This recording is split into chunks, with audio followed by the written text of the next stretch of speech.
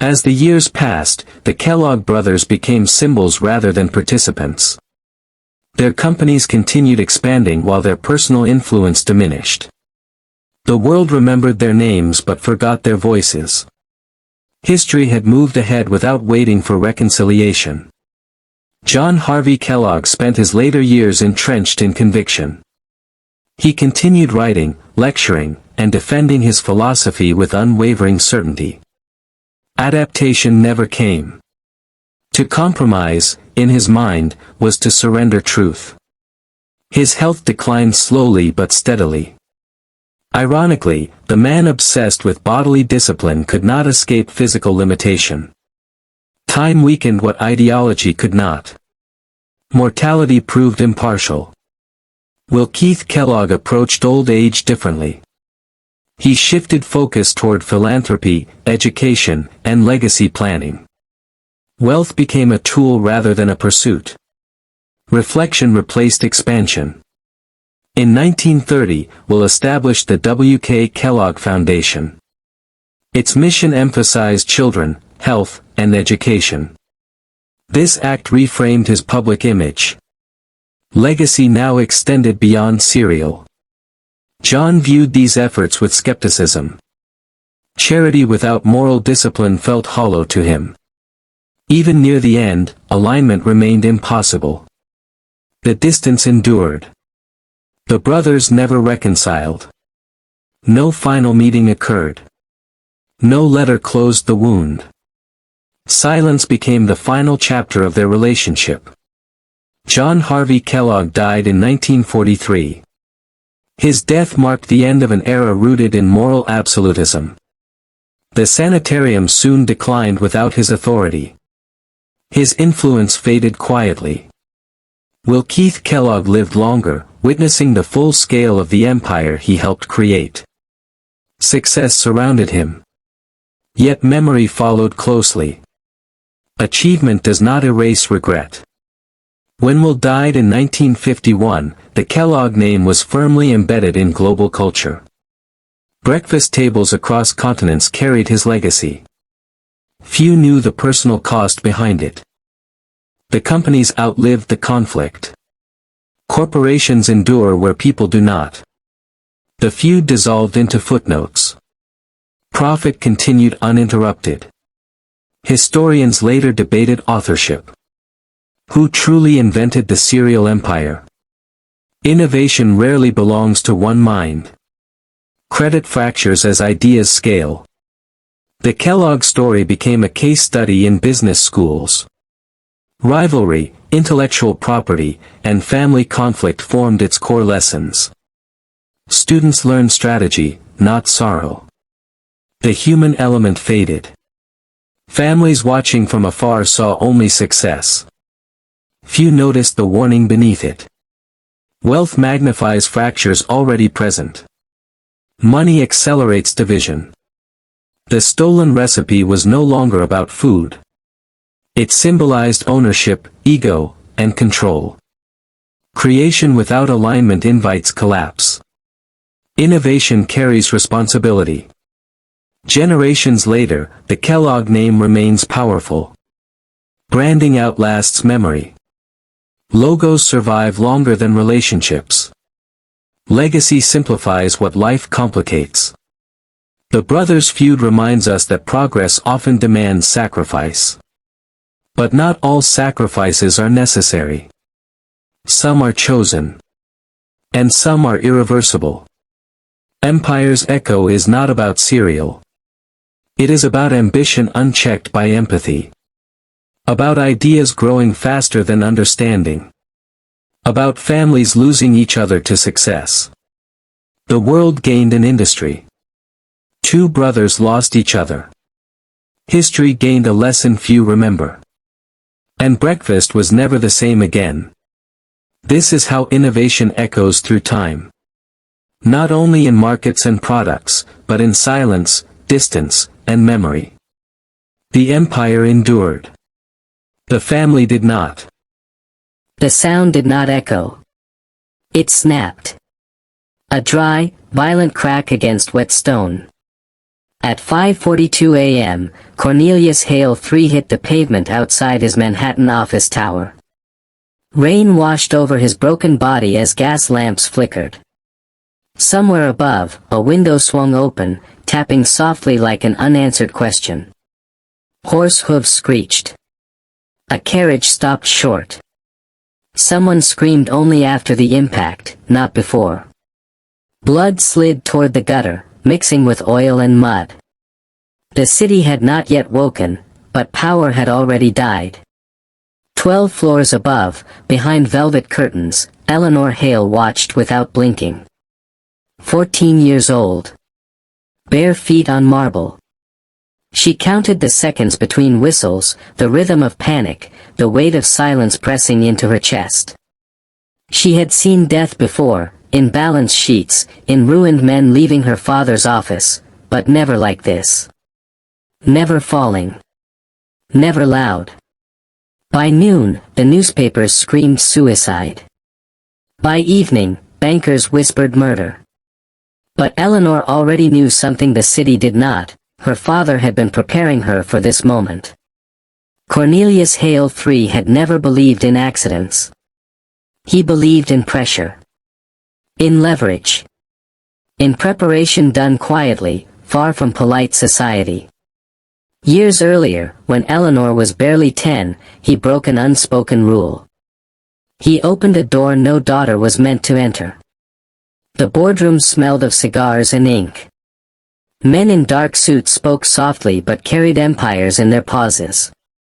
Eleanor sat behind a folding screen, invisible, listening as fortunes shifted. She was never introduced. Never acknowledged. Her power came from being unseen. Her father never explained morality. He explained consequences. Men do not fear intelligence, he once whispered. They fear readiness. At night, while other girls slept, Eleanor copied balance sheets by hand. She memorized rail routes, steel prices, political favors owed and collected. She learned that numbers could kill faster than bullets. Cornelius tested her ruthlessly. He would present a deal, let her analyze it, then destroy her conclusions point by point. When she cried, he waited. When she stopped crying, he continued. Sentiment, he said, is expensive. Outside those rooms, society trained Eleanor to smile. To dance. To pretend ignorance was elegance. Inside the boardroom, she learned how men lied when afraid. She learned that silence could be weaponized. By 13, she could predict outcomes before votes were cast. By 14, her father was dead. The funeral moved faster than grief. Black carriages. Black coats. Black promises whispered between men who already smelled opportunity. Eleanor stood still beside the casket, her face calm, her hands gloved. Men avoided her eyes. Girls her age were invisible. She was inconvenient. By sunset, 3 board members had already called her uncle. By midnight, 2 banks froze Hale accounts. Power does not wait for tears. That night, Eleanor unlocked her father's private safe. She knew the combination. He had made sure of that. Inside were letters, ledgers, and names written in red ink, men who owed favors and men who would deny it. She read until dawn. When the city woke, she had stopped being a child. Cornelius Hale had anticipated betrayal. He had catalogued it.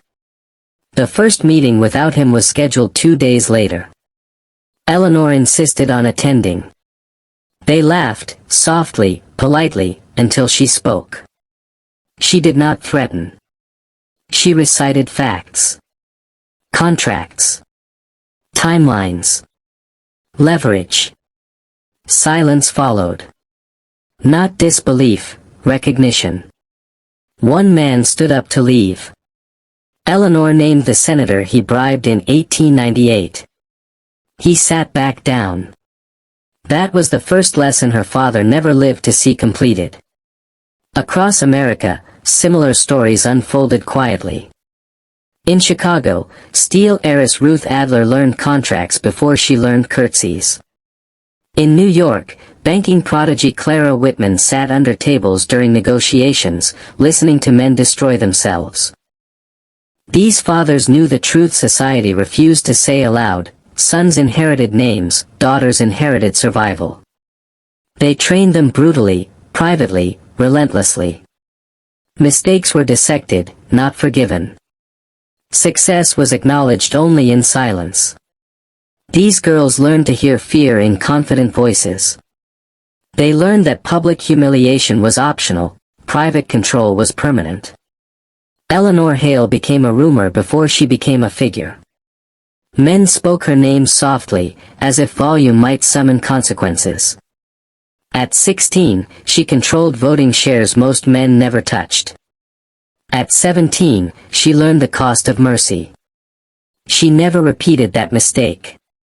The newspapers still called her the late magnate's daughter. Behind closed doors, she was something else entirely. By the end of the year, the Hale empire had not collapsed. It had hardened.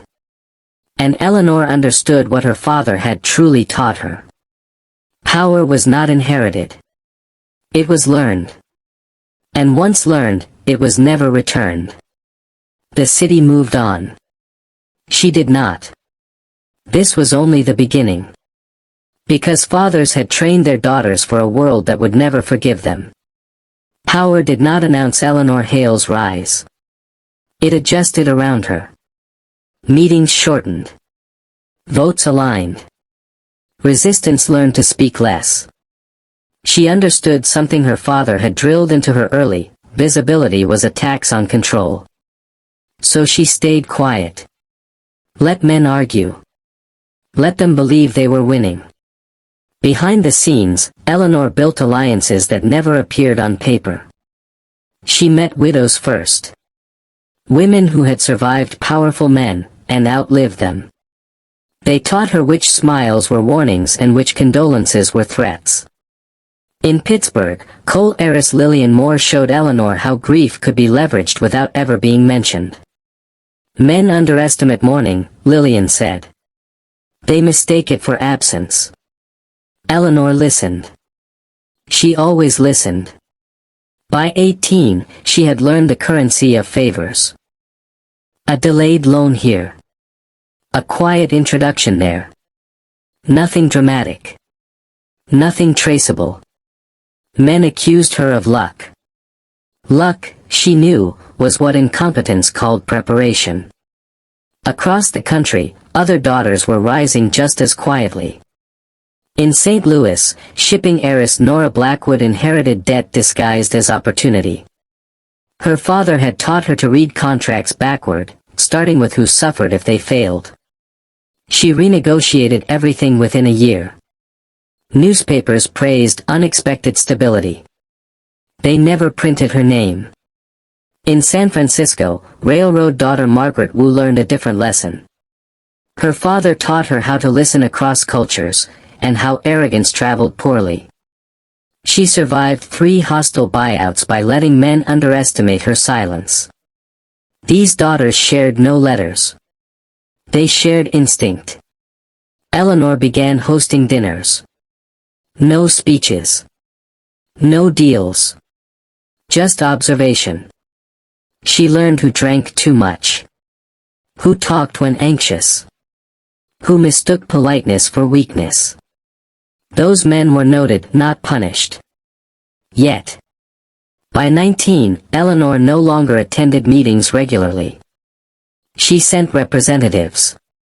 Men mistook absence for retreat. It was an error her father had predicted. Control, she learned, was strongest when invisible. And invisibility was the inheritance no law could block. Eleanor's name appeared less often, but her influence appeared everywhere. Banks adjusted interest rates without explanation. Rail contracts rerouted themselves. Men took credit for decisions they did not understand. Eleanor encouraged this.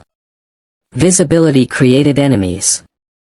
Anonymity created obedience. Her tutors had not been professors.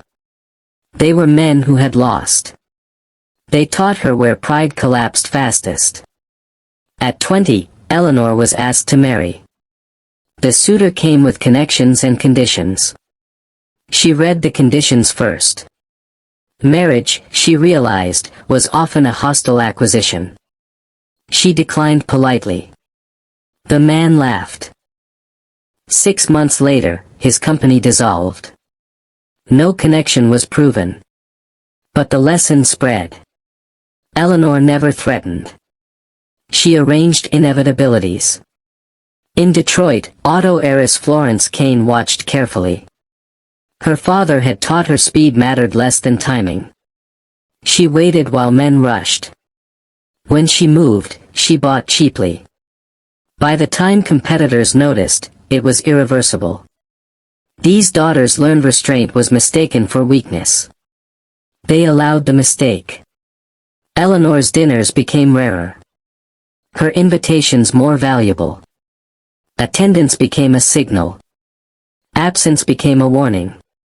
By 21, Eleanor stopped explaining decisions. Results explained themselves. Some men resented her silence. Others adapted. The adaptable survived. The rest disappeared quietly. Eleanor marked none of it as personal. Her father had warned her against that. Emotion blurred precision. Precision preserved power. By the end of the decade, Eleanor Hale was never announced. But nothing moved without her consent. Her assent left no witnesses. Only outcomes. Across America, the pattern repeated. Fathers had trained daughters not to conquer, but to endure. And endurance, Eleanor understood, outlived glory. Power attracts imitators before it attracts enemies. Eleanor noticed both at the same time. Men who once ignored her now offered help too quickly. Help, her father had warned, was often a leash. She tested them gently. Small requests. Delayed responses. Those who pushed revealed desperation. Eleanor trusted neither completely. The first betrayal came from inside. Her cousin James Hale had been patient. Too patient. He controlled nothing directly, but spoke to everyone. Eleanor let him continue. Information flowed toward her faster when people believed they were winning. James suggested public expansion. Visibility. Applause. Headlines. Everything Eleanor avoided. She approved the plan anyway. The press descended. So did regulators. James panicked. Eleanor did not. When discrepancies surfaced, James signed explanations she had written. The investigation ended quietly. James did not. Family, Eleanor learned, required the same discipline as enemies. Across the country, similar fractures appeared.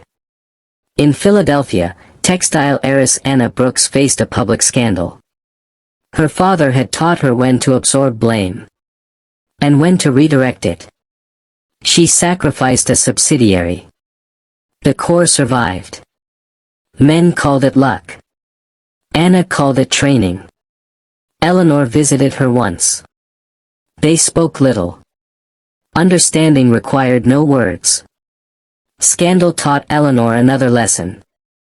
Public outrage burned fast. But burned unevenly. Timing mattered more than truth. Eleanor delayed responses until anger cooled. Then released facts quietly. The crowd moved on. Control returned. By 25, Eleanor understood the price. Isolation was not a side effect. It was the cost. Friends expected warmth. Power required distance. She chose distance. And the marble beneath her feet did not crack. Eleanor noticed the second crack before anyone else did. It came disguised as loyalty. A senior advisor began protecting her from details. Protection, she knew, was often possession rehearsed. She let him continue. Information narrowed. Decisions slowed. Eleanor widened her circle without announcing it. She cross-checked every number twice. The advisor's error was not large. It was repeated. Patterns, her father taught her, were confessions. She confronted him privately. He smiled. Denied. Apologized. Eleanor accepted the apology. Then reassigned him. Downward. He left within the month. Others learned. Fear settled back into place. Elsewhere, some daughters were less fortunate. In Baltimore, shipping heiress Caroline Fisk trusted the wrong brother. He sold quietly. By the time she discovered it, the company was hollow. Caroline survived socially. Financially, she vanished. Eleanor read about it once. She folded the paper. Lessons were noted, not mourned.